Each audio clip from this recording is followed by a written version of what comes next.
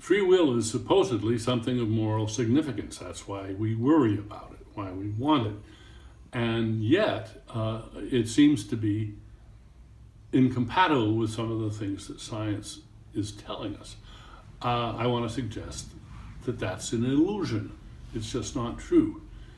Now, science can tell us all sorts of things that we can't do. For instance, we can't pick ourselves up by our own bootstraps. I hope that doesn't bother you.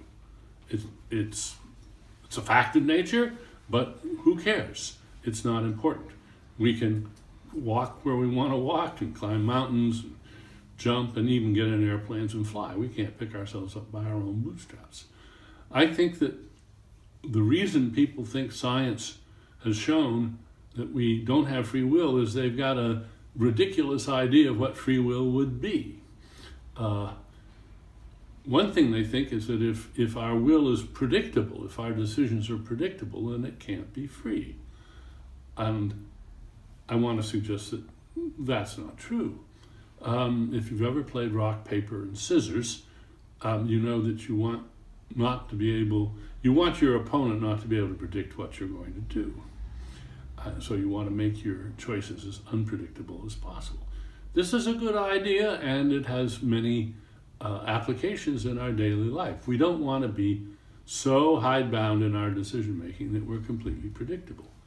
I think what's happened is that a lot of people think, well, if being unpredictable in practice is a good thing, being unpredictable in principle is what you really want if you want to have real free will.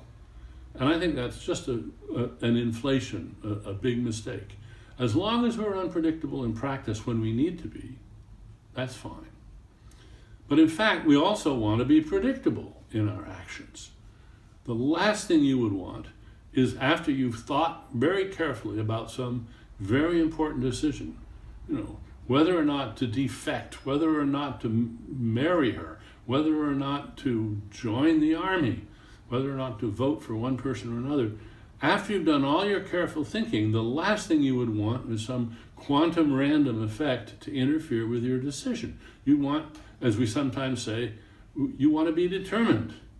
It's a curious fact that we often say about somebody admiringly, she's so determined.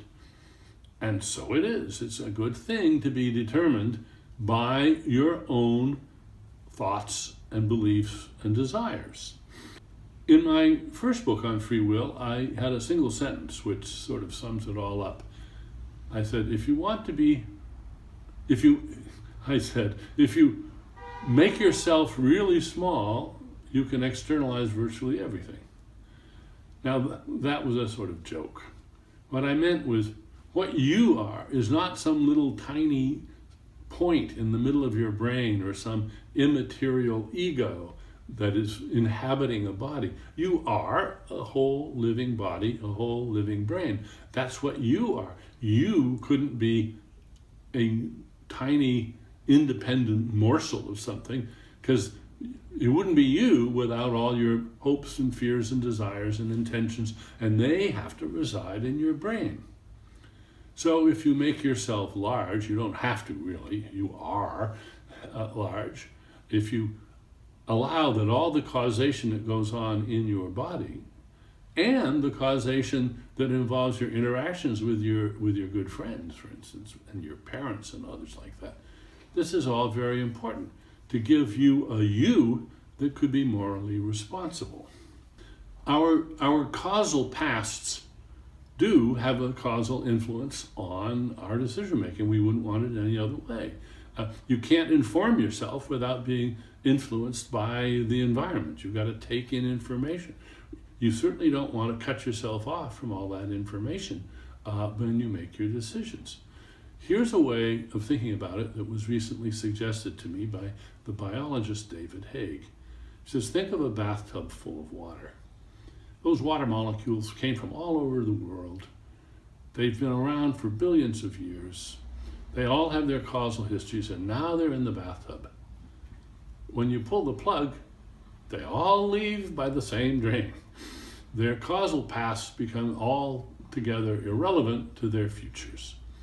And in a similar way, all the causal influences on your brain have a sort of common outlet. Everything that's happened since the Big Bang, let's concede, has some tiny, minuscule effect on who you are and where you are and how the world is now, and you can't do anything about that. But when you make a decision, all those influences are filtered through and modified by your beliefs, your desires, your education, your hopes, your ideals. And that's all the free will you could ever want, isn't it?